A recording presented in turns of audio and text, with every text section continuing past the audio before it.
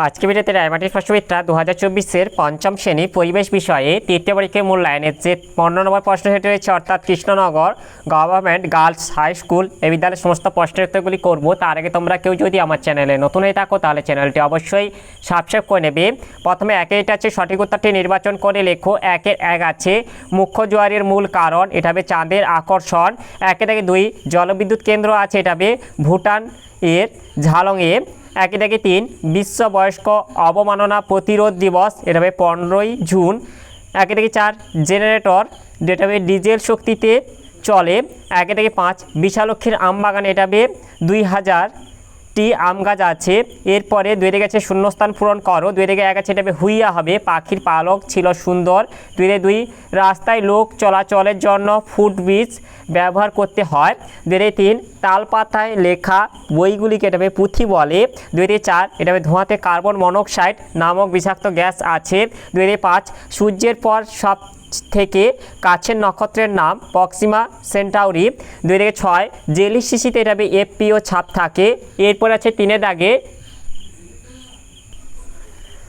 নিচের বিবৃতিগুলি সত্য বা মিথ্যা লেখো। তিনে থেকে এক আছে গৌণ জোয়ারের 12 ঘন্টা 28 মিনিট পর মুখ্য জোয়ার হয়, এটা মিথ্যা হবে। তিনে থেকে দুই রিক্সা কলকাতায় আসে 1914 সালে, এটা মিথ্যা হবে। তিনে থেকে তিন শিশুদের মত প্রকাশ ও আলোচনার স্বাধীনতা নেই, এটা মিথ্যা হবে। তিন থেকে চার মঙ্গল গ্রহে সুমেকার লেভি নামক ধূমকেতু আছড়ে পড়েছিল, এটা মিথ্যা হবে।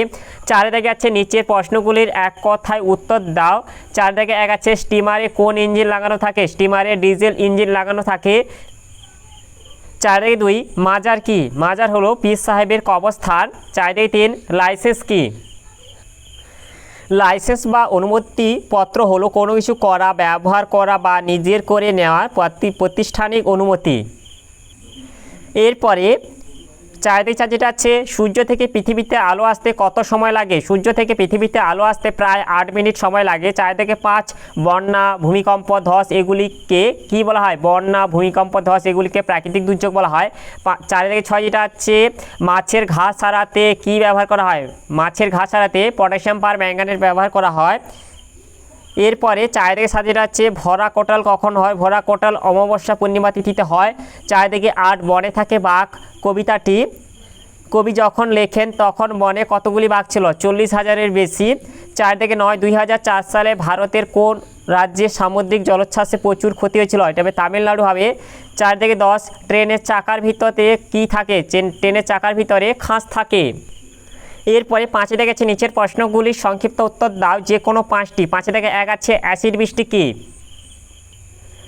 বৃষ্টির জল বায়ুতে অবস্থিত বিভিন্ন বিষাক্ত গ্যাসের সঙ্গে মিশে অ্যাসিড সৃষ্টি করে ভূপৃষ্ঠে ঝরে পড়ে, একে অ্যাসিড বৃষ্টি বা অম্ল বৃষ্টি বলে। এরপরে পাঁচে থেকে দুই আছে অপ্রচলিত শক্তি কাকে বলে, উদাহরণ দাও। এর উত্তরটি হলো অপ্রচলিত শক্তি শক্তি উৎপাদনের যেসব উৎসগুলি বহুকাল ধরে প্রচলিত নয় এবং বর্তমানে অল্প পরিমাণে ব্যবহৃত হয় তাদের অপ্রচলিত বা অচিরাচরিত শক্তি বলে, যেমন সৌরশক্তি বায়ুশক্তি প্রভৃতি। এরপরে পাঁচে থেকে তিন আছে সমাজভিত্তিক বন কাকে বলে, এর উত্তরটি হলো কোনো অঞ্চলে অব্যবহৃত পতিত ও অনুর্বর জমিতে যখন সামাজিক কল্যাণের উদ্দেশ্যে গাছ লাগানো হয় তখন তাকে সমাজভিত্তিক বন বলা হয়। এরপরে পাঁচে থেকে চার আছে জীবাশ্ম জ্বালানি বলতে কী বোঝো, এর উত্তরটি হলো উদ্ভিদ ও প্রাণীর দেহাবশেষ শিলাস্তরের মধ্যে চাপা পড়ে ভূগর্ভের তাপ ও চাপে পরিবর্তিত হলে তাকে জীবাশ্ম বলে। এই জীবাশ্ম সৃষ্টির সময় জীবদেহাবশেষ ভূ অভ্যন্তরে চাপ ও তাপে এবং রাসায়নিক বিক্রিয়ায় পরিবর্তিত হয়ে যখন জ্বালানি খনিজে পরিণত হয় তখন তাকে জীবাশ্ম জ্বালানি বলে, যেমন কয়লা খনিজ তেল ও প্রাকৃতিক গ্যাস।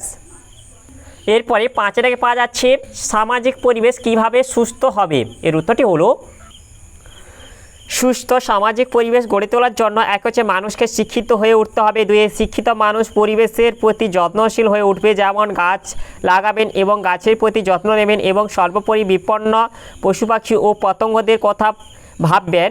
তিনে চারপাশের জল এবং অন্যান্য প্রাকৃতিক সম্পদ নষ্ট করবেন না।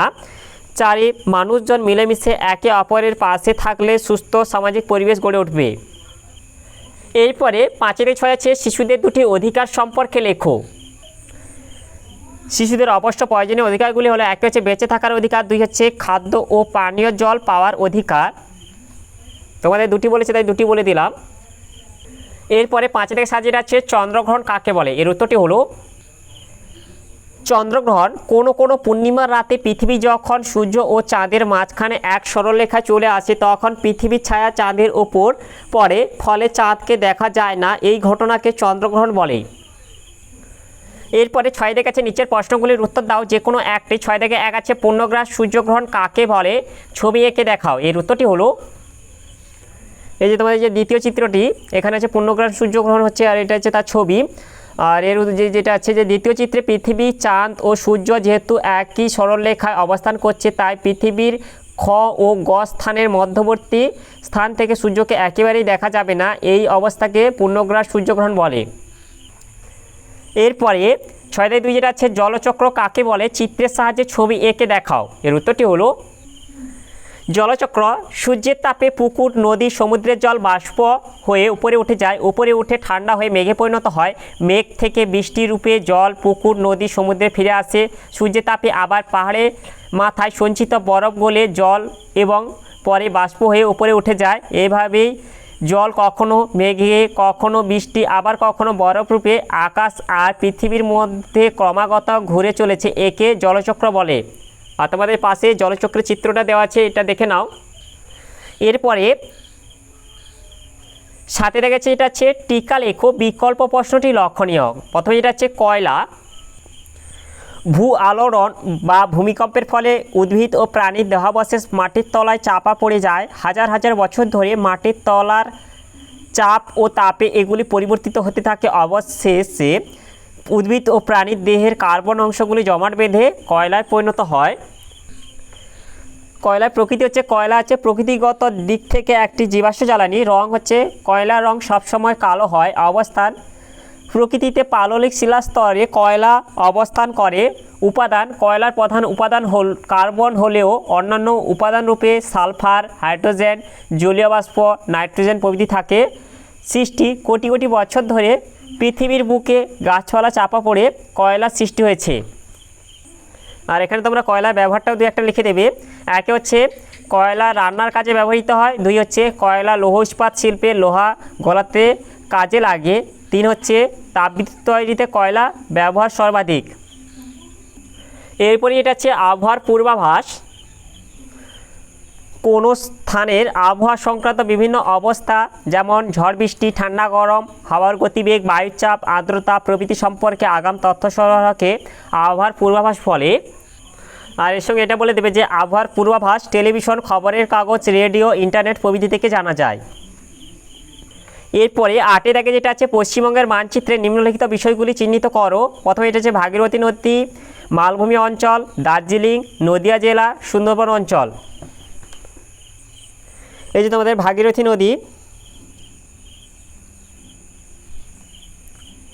এরপরে তোমাদের যেটা দেওয়া আছে মালভূমি অঞ্চল, এই যে তোমাদের যে পশ্চিমের উঁচু নিচু লাল মাটির অঞ্চল, এগুলো হচ্ছে তোমাদের মালভূমি অঞ্চলে যে লাল রঙের যে চিহ্নিত অংশগুলো দেওয়া আছে এগুলো হচ্ছে তোমাদের মালভূমি অঞ্চল। তোমরা একটু দেখে নাও।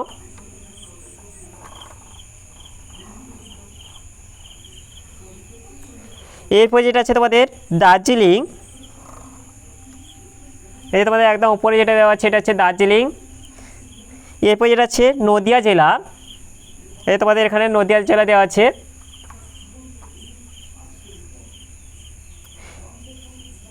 এরপরে যেটা হচ্ছে তোমাদের সুন্দরবন অঞ্চল, এই যে এই স্থান থেকে এই জায়গাটা হচ্ছে এটা তোমাদের সুন্দরবন অঞ্চল।